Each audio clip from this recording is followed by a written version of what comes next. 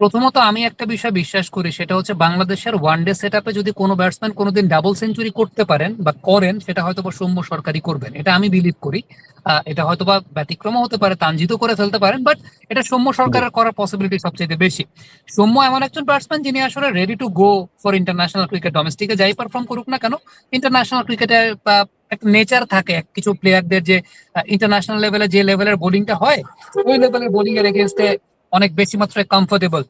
আহ সৌম্য আজকে যেভাবে ব্যাটিং করেছেন, the approach was really nice. আমার কাছে মনে হয় যে বোথ শান্ত অ্যান্ড সৌম্য তারা যে স্ট্র্যাটেজিটা মেনটেন করছিলেন, স্ট্রাইকিং পয়েন্টটা বা কানেক্টিং জি। পয়েন্টটা অনেক বেশি in front of the wicket, যেটা কিন্তু কমেন্ট্রির সময় মাজারুদ্দিন আমি দেখাচ্ছিলেন জিনিসটাকে খুব ভালো মতো, যে স্ট্রাইকিং পয়েন্টটা অনেক সামনে থেকে।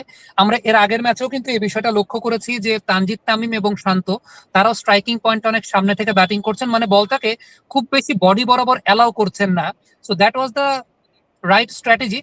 সৌম্য যে বলতে আউট হয়েছেন রিভার্স সুইপ করতে গিয়ে, অনেকেই হয়তো বা বলবেন যে সৌম্য একটু সেলফিশ হওয়া উচিত ছিল, বা হয়তো বা ওই শটটা খেলা ঠিক হয় না। আমি বলবো যে উইকেটে যখন বল টার্ন করছে, তখন আসলে সুইপ রিভার্স সুইপই করতে হয়, সেটাই আসলে মানে গো অন শট হয়ে দাঁড়ায়।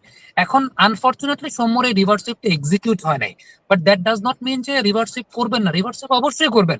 আমার মনে হয় ওই শটটা তখন ঠিকই ছিল। ফ্যাক্ট হচ্ছে শটটাকে এক্সিকিউট করতে পারেন নাই, শটটাকে এক্সিকিউট করতে জি। পারলে আমরা বলতাম যে ওয়াট আ শট। বাট আমার কাছে মনে হয় যে এই টাইপের উইকেট, হ্যাঁ, এটা যদি এমন হতো যে প্রথম ইনিংস এর মতো উইকেট থাকতো, কারণ দ্বিতীয় ইনিংসে বল কিন্তু টার্ন করছিল বেশ ভালো, খুব আর্লি টার্ন টান এক্সপোজ হচ্ছে। হয়েছিল।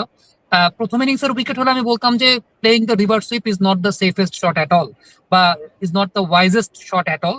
কিন্তু সেকেন্ড ইনিংসে যখন সৌম্য সরকার ওই সময় রিভার্স সুইপ করতে গেছেন, আমার কাছে মনে হয়েছে ইট ওয়াজ দ্য রাইট অ্যাপ্রোচ। এখন এক্সিকিউট হয় নাই তো হয় নাই,